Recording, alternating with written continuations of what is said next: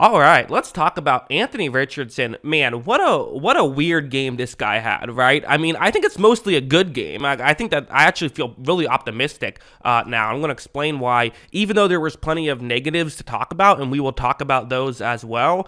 I think, forgetting about how well he played in this specific game, I think what he showed me in this specific game just gives me so much optimism for what he could potentially do, not just years down the road, but potentially even just this next season. So yeah, let's just get into it. All right, let's start off with this play. What's going to happen here, I really thought Richardson was doing a very effective job at these quick passes. He was getting rid of the football quickly, and it was working. I do think for Indianapolis, this is a lot of what they want to see him do, because they're going to, even without Jonathan Taylor, if he isn't there, they're still going to run the ball a lot, utilize his running ability to try and establish a ground game, to then be able to throw over the middle and things like that.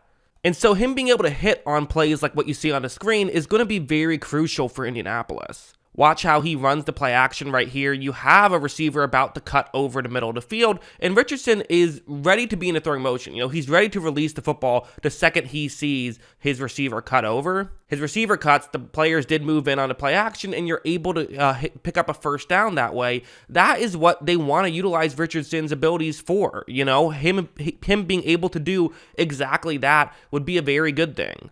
Like, this play is going to be another example of that, where it's once again going to be a play action. Once again, you have a player running over the middle of the field. Now, Philadelphia isn't in zone coverage. Usually, play action is more effective against zone, which, does make sense. You can get players out of position in their zone coverage, get players to move in, things of that nature. So that's typically what you want. But I'm assuming Indianapolis just wants to kind of give Richardson some reps on these types of routes, regardless of what coverage the opponent is in. And it still can be effective against a man, right? You can get the player who's covering the middle of the field out of position. You can get guys who are playing man coverage out of position. There's still a reason to do it. Gives your offensive line a bit of an advantage, because the defensive line can't just straight up pass rush right away. All that good stuff. Richardson takes the snap, he runs the play action, looks over the middle of the field, and again, there is a window here. However, Richardson's throw is perfect to where the receiver can actually, continue running after the catch and get all the way to the 10-yard line, because that's a big part of it, right? It's not necessarily just being able to make the throw, but make the throw accurately and allow your receiver to get yards after the catch. These types of plays, you typically do want to be able to get yards after the catch, so the fact that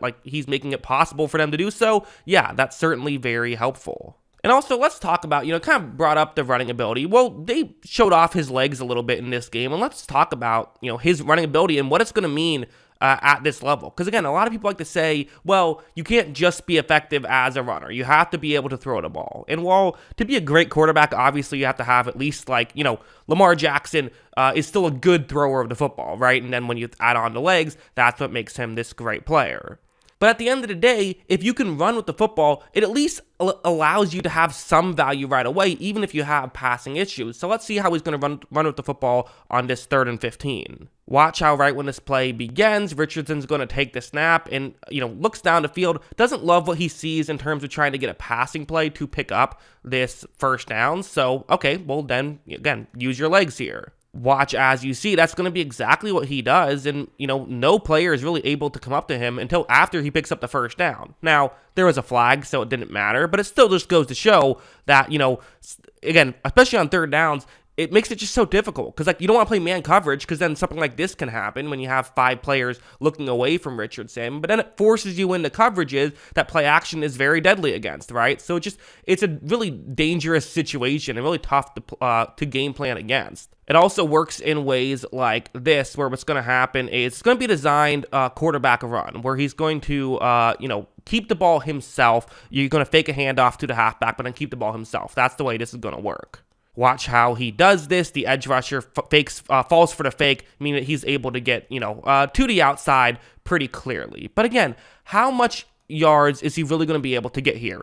How many yards? Little improper grammar there. How many yards can he get here? A lot of lesser quarterbacks still might not get that many. But watch how Richardson is able to run by and just pick up a free first down, basically, right? I mean, this is the value of having an Anthony Richardson, is these types of plays are just, again, they're not the most difficult thing in the world to stop, but it's just like another thing you have to pay attention to now. There's so many little things you have to pay attention to when playing against a quarterback like Anthony Richardson that even if there are deficiencies in his game, he can make up for it with some positives. And like to talk some negatives, we can do that if you want to. Like this is a play that if you're a Anthony Richardson hater, you're certainly going to be bringing up. It's man coverage and you see the route that he's going to want to throw to. Watch how when Richardson takes the snap, he looks over in that direction. The receiver's about to cut. Okay, again, makes sense to try and do this. We've seen him hit these before. But this time, this throw is just nowhere close. And again, a lot of times you look at this and you say probably just some sort of miscommunication. But I watched Richardson play in college. He would do this. He would just let throws get away from him, even when it was clearly not a miscommunication. He every now and then will just whiff on a throw. That is an aspect of his game, a negative aspect of his game that he will have to fix. And this is something that I still do see when I watch his tape. Like this play was another one that I would certainly classify as a negative play, a bit of a rookie mistake of trying to do too much. And a lot of times rookies kind of go in one of two ways.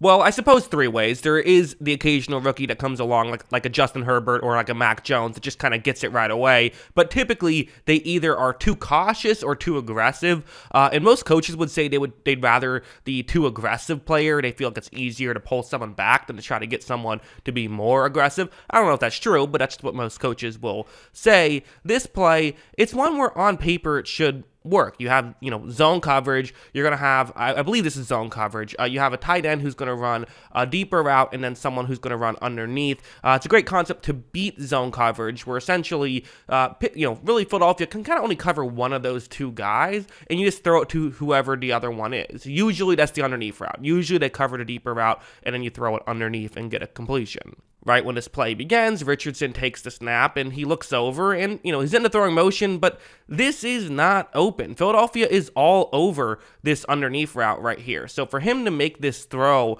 it would be a dangerous throw and quite frankly, one he should not make, but it's one he could get away with more at the college level. And for a guy who is very raw like Richardson is, he definitely is someone who's going to probably make some throws that he shouldn't. As you see, that could have been intercepted, and that was not the only trying to fit a ball through a tight window throw that you'll see. And the reality is, I said earlier, coaches say they can, get guys to kind of pull back on this and not do this as aggressively, but that doesn't always seem to be the case. In fact, I've kind of had a theory that guys who are too aggressive tend to stay too aggressive. It's very rare for someone to be over aggressive and then stop being over aggressive. I think maybe Peyton Manning did it. I didn't, I was too young to really pay too much attention to his rookie season, so I don't know exactly if that's the case. But typically, someone who is aggressive is just an aggressive player.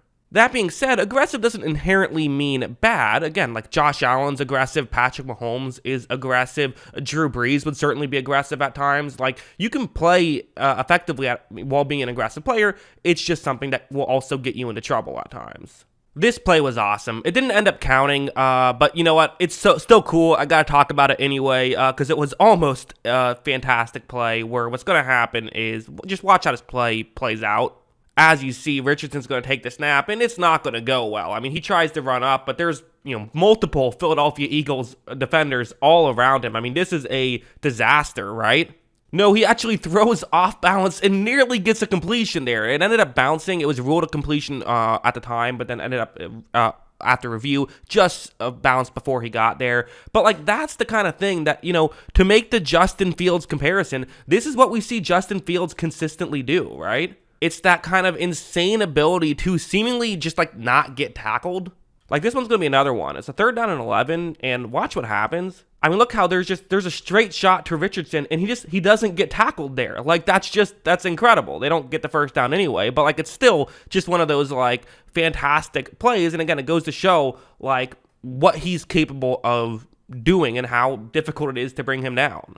And then this play happened, which was, not great. I mean, this was definitely not how you draw it up, I think is fair to say. as you see, Richardson's going to eventually attempt this pass, and it slipped out of his hand. I mean, it happens. Like, it does, like Jalen Hurts did it in the Super Bowl, right? Like, sometimes it happens, but it's always funny.